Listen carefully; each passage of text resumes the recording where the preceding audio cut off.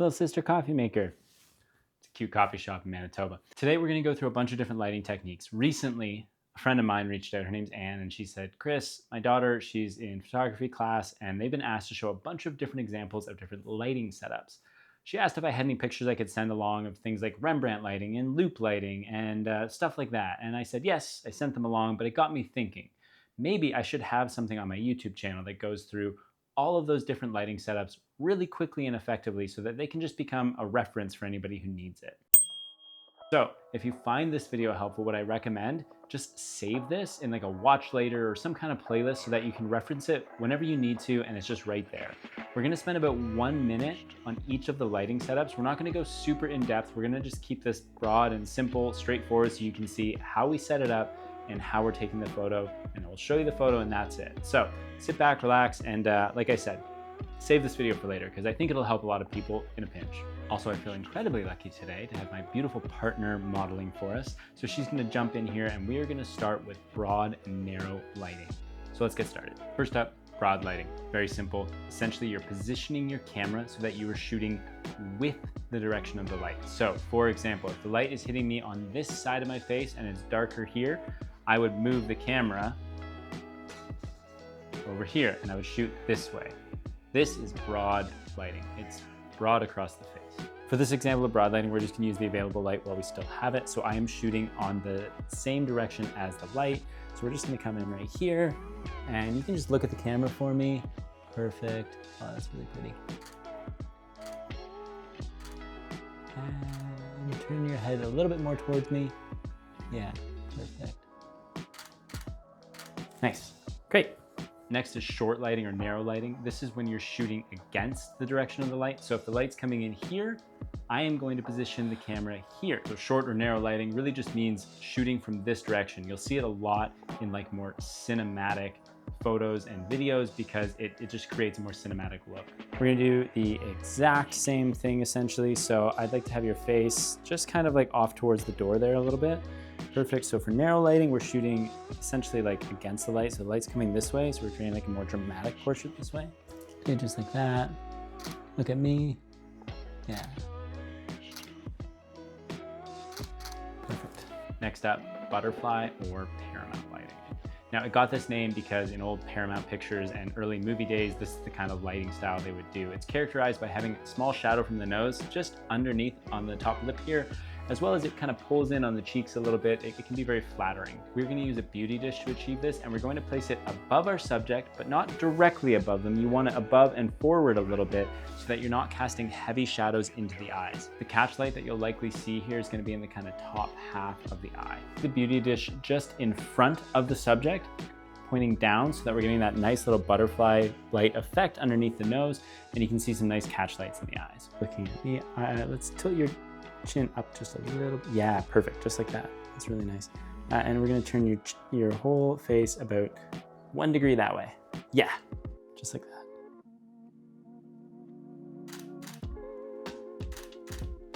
Clamshell lighting. This is very similar to our butterfly lighting setup.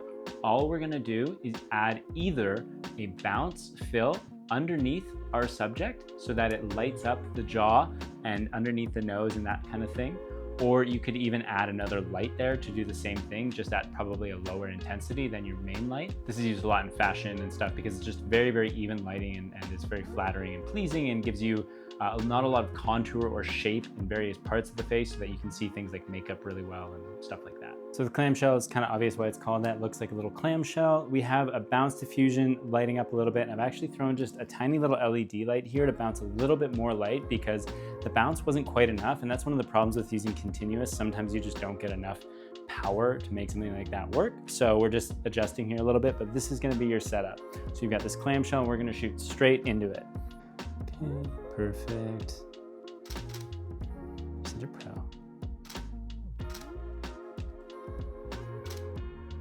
Next up is Rembrandt lighting. You've probably heard of this one. It's named after the famous painter Rembrandt.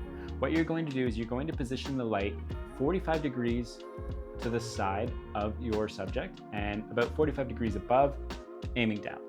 That's going to give you a small triangular patch of light here, but it's going to close off that patch so you get a little bit of shadow and a little more character out of it. So it's a slightly more dramatic style of portraiture. So for Rembrandt lighting, we're at 45 degrees from me, above, nice 45s, just like in Rembrandt's studio, right? Turn towards the light a tiny, tiny bit. Okay. Turn away from the light a tiny bit. Yeah, cool. Loop lighting. This is very similar to Rembrandt lighting. All you're gonna do is shift your light so it's not quite 45 degrees, maybe somewhere closer to that 30-degree mark there. And what that's going to do is it's going to take that triangle and it's going to open it up so the light sweeps across the face and you get a little bit more even lighting with still a slightly more shadowed side on the darker side of the face away from the light. You'll see what I mean. So for loop lighting, essentially stay just like you were before. That was perfect. And we're just gonna bring this over a little bit so we can just connect some of that a little bit more right about there. Nice.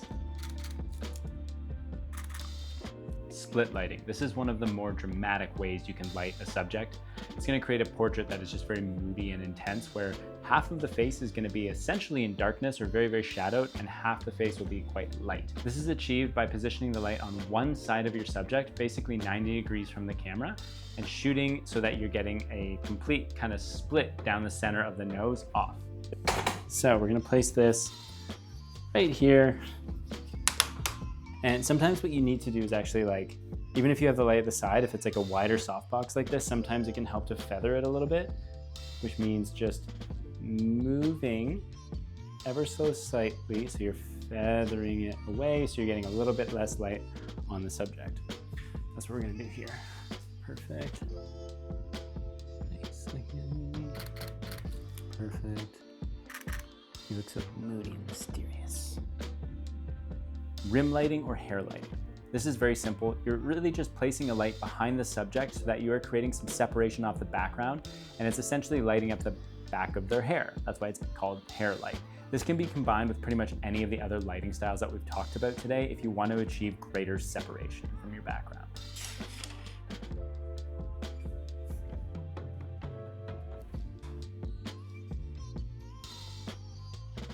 So you can see that our rim light here is just kind of shining onto the backside here, which is going to create that separation we talked about.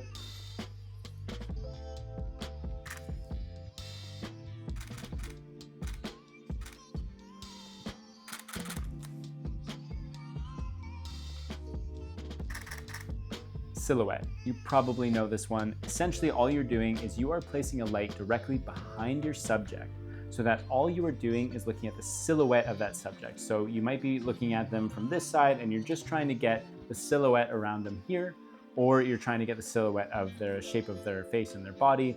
In any case, a silhouette is used to really try and show figure rather than find detail in the face. We had to bring our model forward so we have enough space behind to actually create the silhouette, because if it's too close, you won't quite get what you're looking for. So take a few snaps here. And bring your head slightly towards me. Yeah, perfect, just like that. We're gonna have to do some playful masking and erasing here when we're done, so that we can get that C-stand out of, it's currently going directly into your eye. If you want this to work well, make sure you're exposing for your highlights, not for your shadows. If you expose for your shadows, then you're just gonna get probably a grainy, blotchy mess. If you expose for your highlights, you're gonna get a nice, clean, contrasty, crisp silhouette. Direct flash. This is a vibe, this is a look right now, people love it. You can use this in a bunch of different creative ways. It can either be on camera or off camera, but it basically just means pointing the flash directly at your subject. So when we're shooting direct flash, if you are using a flash like this where it comes up and over, what that means is that we're not shooting with the light directly coming from the same plane as your lens. So it means you are gonna get some shadows on the side. There's only really two ways you can combat that. If you want to shoot in portrait, is going to be kind of adjusting a little bit and bouncing off of something. Or if you shoot in landscape, then you are all of a sudden at the same plane. So if we do a shoot like this, bring your chin down a little. Perfect. So if we shoot like this, essentially we're going to get no shadows behind. This is like a very contrasty, heavy look, very popular right now.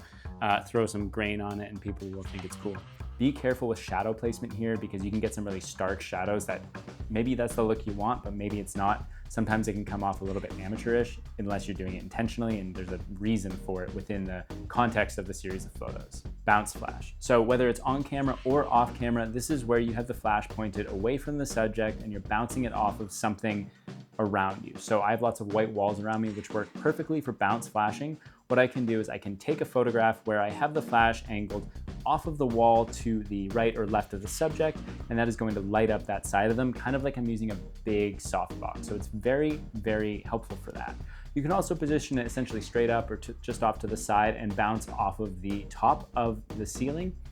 In order to do this though, you want to make sure that the ceiling is also a lighter color because a dark color is going to absorb so much of that. It'll still work, but it just might create some color casting and changes. Bounce flash, where you can basically use anything here as a softbox because we've got white all around us, which is super helpful. So to dial it in properly, what we'll do here, we'll take a quick photo and we'll take a look and we can see that it's quite dark.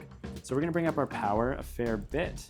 If we want to bounce from straight up, something like this, that's going to give us almost like a little bit of that butterfly lighting. If we bounce off of the side and back a little bit, we can take a look at that and what that does. Essentially, that's going to give us probably our most even lighting because it's almost like we're using lighting coming from this side, like a big softbox to just kind of gently light our subject here.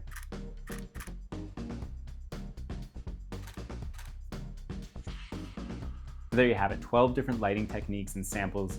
Really quick, simple. You can reference this video whenever you need it. Make sure that you save it, like, subscribe, do the stuff that's gonna make sure that you can find this video again if you ever need it. Thanks so much. My name's Chris Tejas, and I will see you in the next one.